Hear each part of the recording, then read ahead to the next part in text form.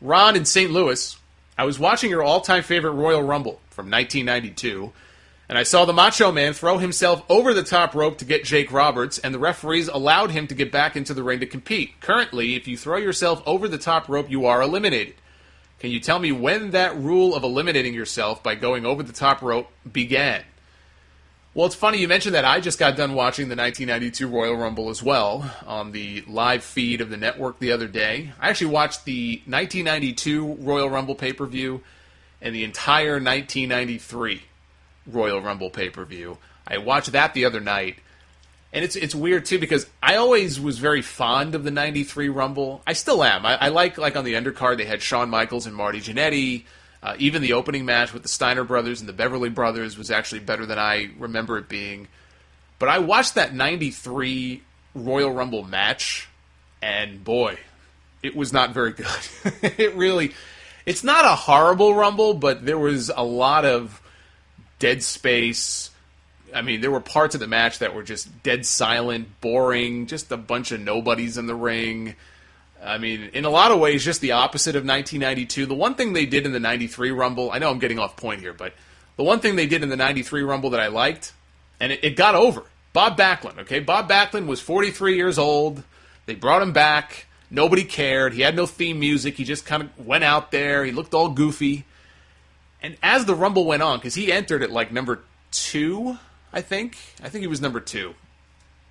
Yeah, because Flair was number 1. I think Backlund was number 2.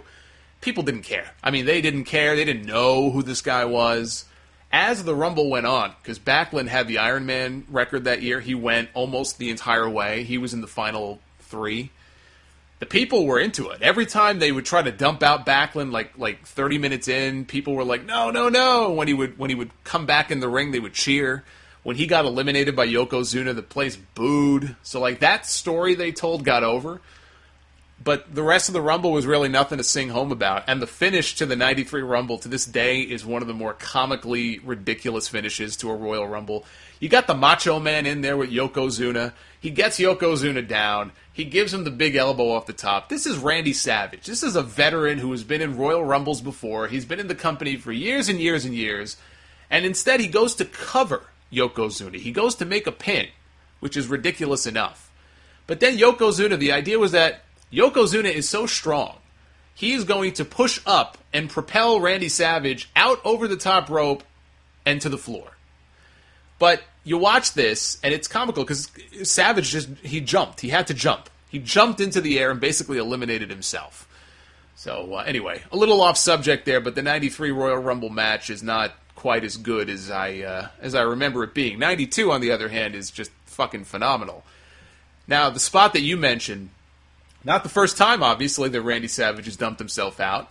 I think what happened there is Savage was not supposed to go out over the top rope, but if you watch any old Randy Savage matches, and this is why his knees were so shot later in his career, he would propel himself out over the top rope. He wouldn't just climb through the ropes, go under the bottom rope. He would always dive out over the top rope and land on his knees and his feet.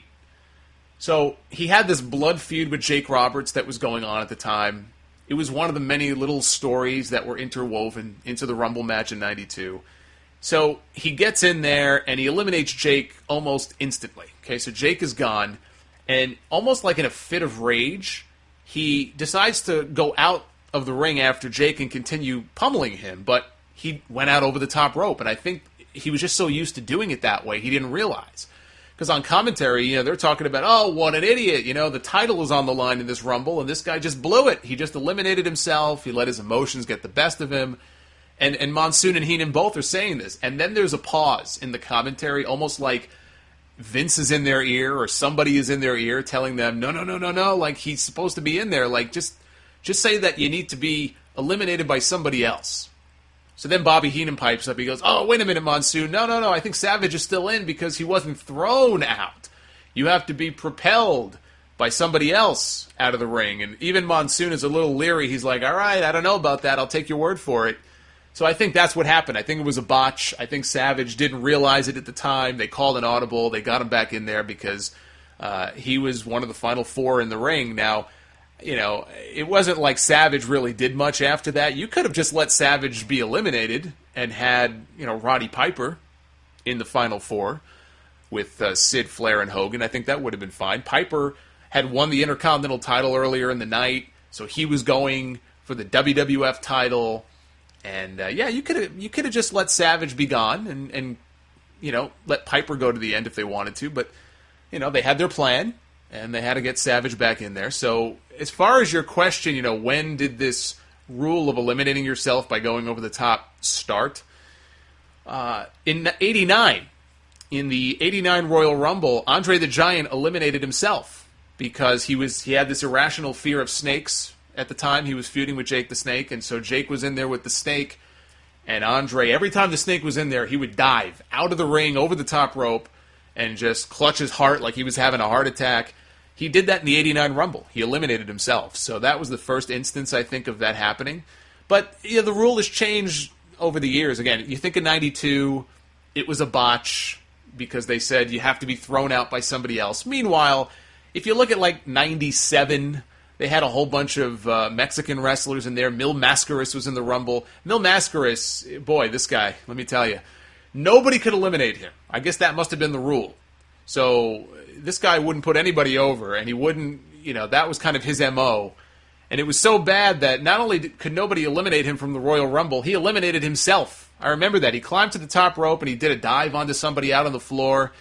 Fucking guy wouldn't even let somebody dump him out of the Royal Rumble match. So in later years, people have freely eliminated themselves. Drew Carey in 2001, he took a powder and got the hell out of there. So the first instance of that happening would have been Andre, I think, in '89.